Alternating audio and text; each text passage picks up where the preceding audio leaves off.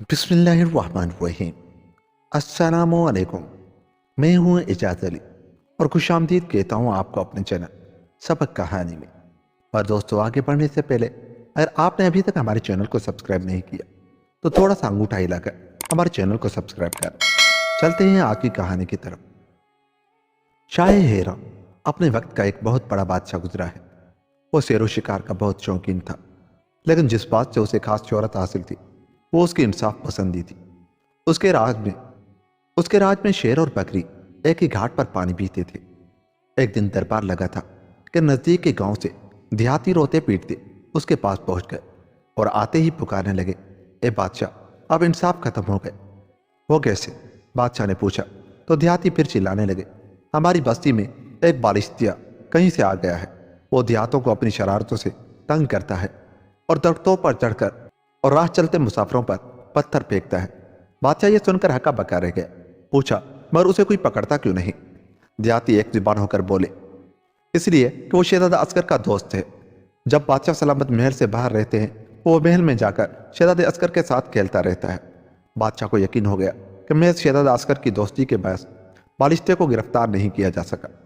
उस वक्त तो बादशाह ने देहातों को रुखसत किया और खुद एक फौजी दस्ता लेकर जंगल की तरफ रवाना हो गया। बालिश्तिया अपनी शरारतों में मगन था। इतने में शाह हेरा पर उसकी नजर पड़ी। वो छुपने की कोशिश करने लगा, मगर बादशाह ने उसे घेरा डालकर पकड़ लिया और उसे गिरफ्तार करके अपने महल में ले आया और महल की एक छोटी सी कोठरी में उसे कैद कर दिया। और उसके साथ ही बादशाह ने यह भी ऐलान किया कि अगर कोई शख्स इस बालिश्ते की इमदाद करता हुआ पाया गया तो उसे फांसी दे दी जाएगी, और अगर यह मालूम हुआ कि शहजादा अस्कर भी इस हुक्म अदूली का मुर्तकिब हुआ तो वो भी मौत की सजा से बच न सकेगा। शाह हेरा का यह ऐलान सुनकर लोगों ने खुशी से तालियां बजाई। वो जब अपने घरों को रवाना हो रहे थे तो एक दूसरे से ये कहते जा रहे थे, आज से पहले तो हम सिर्फ यही जानते थे कि शाह हेरा के नज़दीक हर मुजरिम सज़ा का हकदार नहीं होता। आज मालूम हुआ कि जुर्म की सज़ा से शहजादा असगर भी नहीं बच सकेगा। बालिश्तिये को कैद करने के बाद बादशाह ने इत्मीनान का सांस लिया और दूसरे रोज सैर शिकार पर रवाना हो गया। मगर उसने जाते वक्त शहजादा असगर को अपने पास बुलाकर कहा, बेटा, याद रखो, किसी बुरे की दोस्ती अच्छी नहीं होती। तुमने पहले भी लोगों को काफ़ी तकलीफ दी है। हमारे आने तक घर से बाहर न निकलना और उस बालिश्तिये की कोठरी के पास भी न जाना। यह कहकर बादशाह अपने सफर पर रवाना हो गया। अभी मुश्किल से चंद ही रोज गुजरे होंगे कि शहजादा अस्कर का दिल घबराने लगा। उसने अपनी अम्मी से कहा, अम्मी, मुझे मेरी सुनहरी गेंद दो, मैं थोड़ी देर के लिए बाहर जाकर खेलता हूँ। पहले तो उसने इनकार किया, मगर शहजादे के इसरार पर उसे गेंद मिल गई और वो खेलने लगा। उसी दौरान गेंद बालिश्तिये की कोठरी में जा गिरी। बालिश्तिये ने झट गेंद उठा ली और कहने लगा, शहजादे, ये गेंद तो उस वक्त वापस करूंगा जब मुझे कैद से रिहा करेगा। बालिश्तिये ने गेंद वापस करने से इनकार कर दिया तो शहजादा अस्कर बड़ा उदास हुआ, पर गेंद हासिल करने के लिए उसने बालिश्तिये को आज़ाद कर दिया। बालिश्तिया उछलता कूदता और तरह तरह की आवाज़ें निकालता जंगल की तरफ भागने लगा, मगर जाते हुए यह कहता गया, शहजादे, मैं तुम्हारा एहसान याद रखूंगा और किसी मुनासिब वक्त पर तुम्हारी मदद के लिए भी मौजूद हूंगा। अभी बालिश्तिये को कैद से रिहा हुए एक दिन भी न गुजरा था कि महल में शोर मच गया। बादशाह सलामत आ गए, बादशाह सलामत आ गए। शहजादा अस्कर ने यह शोर सुना तो वो बाप का इंतजार करने लगा। उसे बड़ी मायूसी हुई जब बादशाह सबसे पहले बालिश्तिये की कोठरी देखने गया। वहां कोई न था। मुहाफिज ने बादशाह से कहा, शहजादा अस्कर ने बालिश्तिये को रिहा कर दिया है। शहजादे की ये जुर्रात, ये गुस्ताखी, बादशाह गुस्से से कांप रहा था और कह रहा था, शहजादे ने न सिर्फ बादशाह की हुक्म अदूली की बल्कि बाप का हुक्म भी नहीं माना। अब उसकी सदा मौत है। शाह की आवाज़ महल के चारों तरफ गूंजने लगी।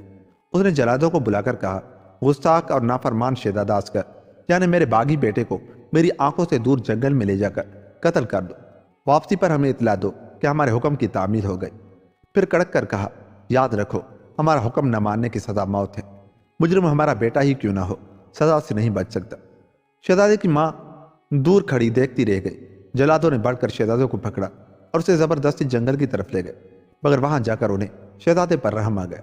वो बेचारे मजबूर थे, हुक्म अदूली न कर सकते थे। शहजादे को एक दरख्त के साथ लटका दिया और कहने लगे, हम तुम्हें फांसी नहीं देना चाहते, अलबत्ता तुम आइंदा घर में कदम न रखना, वरना हमारी खैर ना होगी। यहाँ से कहीं दूर चले जाओ, अपनी जान बचाओ और हमारी भी जान की खैर मना। वापसी पर जलादों ने शाह हेरा को इतला दी कि शहजादे को फांसी दे दी गई है। यह सुनते ही बादशाह और मलिका रोने लगे, मगर तीर कमान से निकल चुका था। शहजादा कहीं दूर पहुंच चुका था اور اسے ایک بادشاہ کے محل میں ملازمت مل گئی تھی۔ وہ سارا دن غلہ بانی کرتا۔ کچھ عرصہ بعد وہ ایک لمبا چوڑا جوان بن گئے، لیکن اب وہ شہزادے کی بجائے گڈریا تھا۔ وہ اپنی پہلی شاہی زندگی کو یاد کر کے کرتا رہتا تھا کہ ناحق باپ کی حکم عدولی کر کے گڈریا بن گیا۔ جس بادشاہ کے پاس وہ ملازم تھا اس کی ایک اکلوتی لڑکی شہزادی نوبہار تھی۔ یہ ماں باپ کی لاڈلی بچی تھی۔ ملک ملک کے شہزادے اور نوابزادے اسے شادی کے خواہش مند تھے، لیکن شہزادی کسی جگہ بھی شادی پر رضامند نہ تھی۔ شہزادی کہتی تھی جو شہزادہ سامنے پہاڑی پر میرے پاس شاہی لباس میں ملبوس گھوڑے پر بیٹھ کر آئے گا اور میرے ہاتھوں سے سنہری سیب لے گا، اسی شہزادے سے میری شادی ہوگی، ورنہ نہیں۔ شہزادی کے والدین بھی شہزادی کی مرضی کے خلاف نہیں جانا چاہتے تھے، چنانچہ ہر جگہ شہزادی کی اس شرط کا چرچا ہونے لگا۔ اکثر نڈر اور دلیر جوانوں نے بڑے بڑے جتن کیے، مگر وہ اس پہاڑی پر نہ چڑھ سکے جہاں شہزادی اپنے شیش محل میں بیٹھی ان کا انتظار کر رہی تھی۔ وہ پہاڑی کافی ڈھلوان اور اونچی تھی، جہاں پیدل پہنچنا بھی مشکل تھا۔ گھوڑے پر سوار ہو کر وہاں پہنچنا ناممکن۔ یہی تو شرط کا مشکل ترین پہلو تھا، گویا ناممکن چیز کو ممکن کر کے کمال کر دکھانا تھا۔ ایک دن شہزادہ عسکر، جو اس وقت گڈریا کہلاتا تھا، اپنی قسمت پر غور کرنے بیٹھا تو بڑا نادم ہوا۔ اسے افسوس ہوا کہ اس کے پاس نہ گھوڑا تھا اور نہ شاہی لباس۔ وہ پریشان بیٹھا تھا کہ اچانک اس کے نزدیک وہی بارشتیا پہنچ گیا اور اس نے شہزادے سے کہا، شہزادے مت گھبراؤ، مجھے یاد ہے کہ تم نے مجھے اپنے باپ کی قید سے آزاد کیا تھا اور یہ برے دن تم میری وجہ سے کاٹ رہے ہو۔ آج میں تمہاری مدد کے لیے آیا ہوں، اٹھو اور ہمت سے کام۔ یہ گھوڑا اور یہ شاہی لباس حاضر ہے، اسے پہن کر اپنی شہزادی کے پاس جاؤ، شاید تمہاری قسمت بدل جائے۔ شہزادے نے گڈریے کا لباس اتارا اور شاہی لباس پہن کر گھوڑے پر سوار ہو کر اس پہاڑی کی طرف روانہ ہوا جس کی چوٹی پر شہزادی نوبہار اپنے شیش محل میں بیٹھی تھی۔ شہزادہ عسکر اس پہاڑی کے دامن میں پہنچا اور ایک ہی جست میں وہ شہزادی کے ہاتھ سے سونے کا سیب لے آیا۔ ہر طرف سے مرحبا مرحبا کے نعرے بلند ہوئے۔ کچھ روز بعد شہزادہ عسکر کی اسی شہزادی سے شادی ہو گئی جسے لے کر وہ وطن روانہ ہوا۔ بارشتیا اس کے ہمراہ تھا۔ شاید یہ بتانے کی ضرورت نہ پڑے کہ بادشاہ اور ملکہ اپنے پیارے بیٹے کو دیکھ کر کس قدر خوش ہوئے۔ شہزادہ عسکر کو اس کے باپ شاہ ہیرا نے معاف کر دیا اور جلادوں کو بھی انعام دیا گیا، جنہوں نے رحم کر کر شہزادہ عسکر کو پھانسی دینے کے بجائے آزاد کر دیا تھا۔ شہزادی بھی خوش تھی کہ اس کی ضد پوری ہو گئی اور وہ اس بہادر نوجوان کی بیوی بنی جس نے اس کی ضد پوری کی۔ یوں یہ کہانی ختم ہوئی۔ دوستو، اگر آپ کو ہماری یہ کہانی اچھی لگی تو جاتے ہوئے ہمارے چینل کو سبسکرائب کر۔ ملتے ہیں کسی ایسی ہی کہانی کے ساتھ، تب تک اپنا بہت سا خیال رکھیے۔ اللہ نگہبان۔